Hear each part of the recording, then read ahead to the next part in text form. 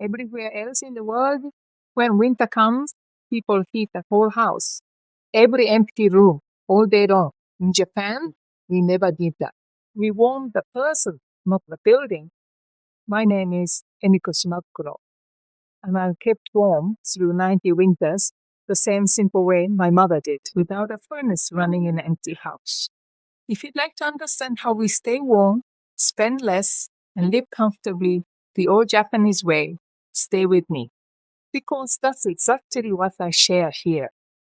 Today, I'll show you why Japan never followed the rest of the world into central heating, and why, once you understand it, it makes far more sense than what most of us do now. So, let me show you. The first reason is the houses themselves. For centuries, Japanese homes were built of wood with paper doors and sliding screens. They were never made to be sealed up tight and warmed all the way through. In a house like my parents' home, you can feel the draft move through the room. There are small gaps everywhere, and that was on purpose. Our summers are hot and damp, so the old houses were built to breathe, to let the air move, so the wood would not rot. But the very thing that keeps a house cool and dry in summer makes it very hard to hold heat in winter. Put central heating into a house that breathes like this, and you would spend a fortune warming air that simply leaks away. And those high ceilings you sometimes see in old homes, there is a reason for them, and it connects to how families used to stay warm long ago. I will come back to that because it is my favorite part. Now, modern Japanese homes are different. Many are sealed and insulated far better than the house I grew up in. And yet, even in those homes, you still will not find central heating anywhere in Japan, except up north in Hokkaido. So the houses are only part of the answer. The rest is how we live. If you enjoy learning the old Japanese ways of living warm, well, and simply take a moment and subscribe. That is exactly what I share here every week. For most of our history, Japanese homes were not heated by machines at all. In the old days, the heart of the home was the irori, a sunken hearth set right into the floor with a small fire burning in it. But the irori was never only for warmth. You cooked over it, you dried your clothes above it, and most of all, everyone gathered around it, grandparents, parents, children, all in one circle of heat and light. When I was a girl, whenever relatives came in winter, no one had to be told where to go.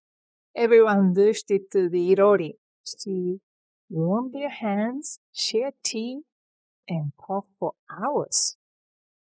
The warmth and the family were the same thing. And here is the reason for those high ceilings I promised you. They already made smoke. So those rooms were built tall to let the smoke rise and escape overhead. The height was not for grandeur. It was to live with fire indoors. You rarely see an irori today. In its place, we have the kotatsu, a low table with a heater underneath and a quilt over the top. You tuck your legs beneath it and you are warm to your core, even in a cold room. And just like the irori before it, the kotatsu pulls the family together into one warm place. That is the quiet secret of Japanese heating. It was never really about the house.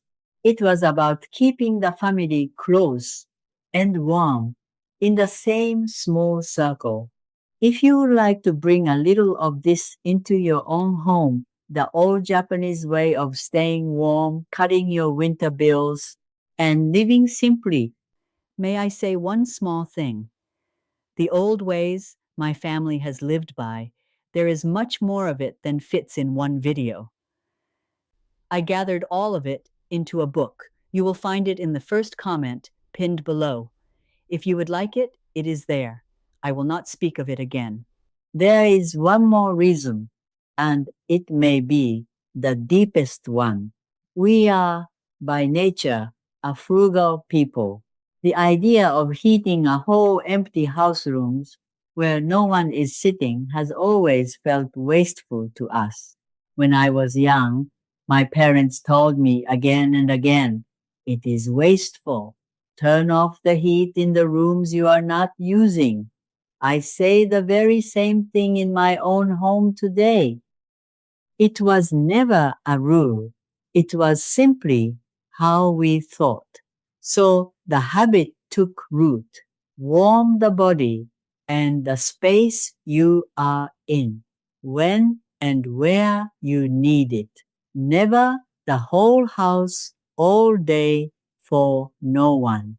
Between the houses that breathe, the family heart and this frugal heart, you can see why central heating never took hold here.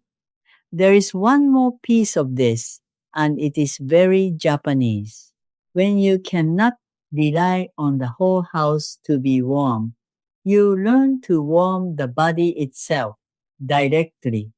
This is why the evening bath matters so much to us.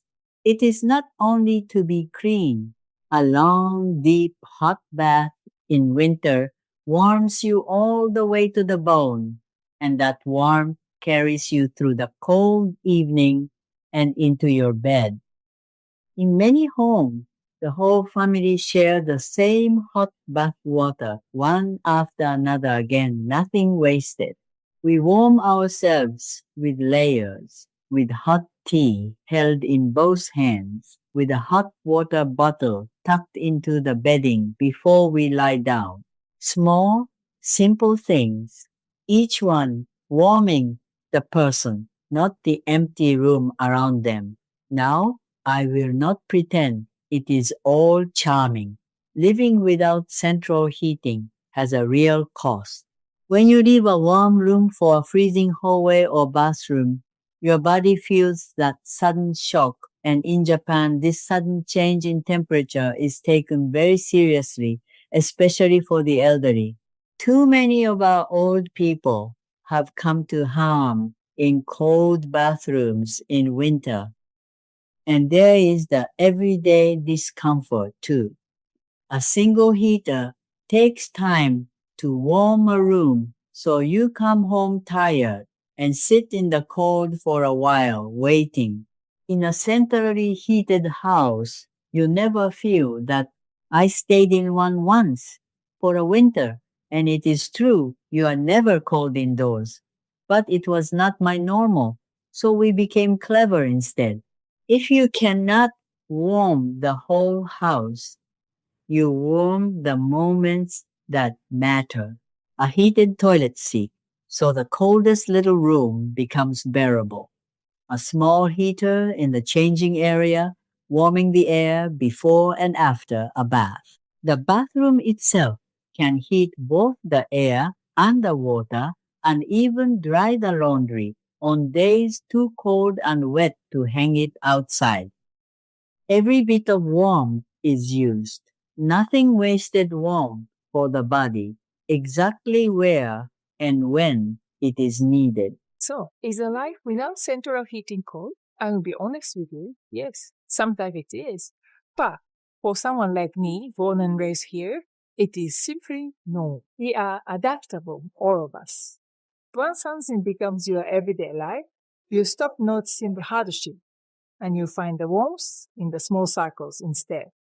There are other ways we get through our winters that I did not have time for today.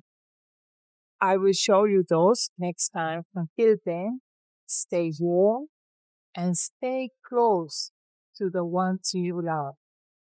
I will see you soon.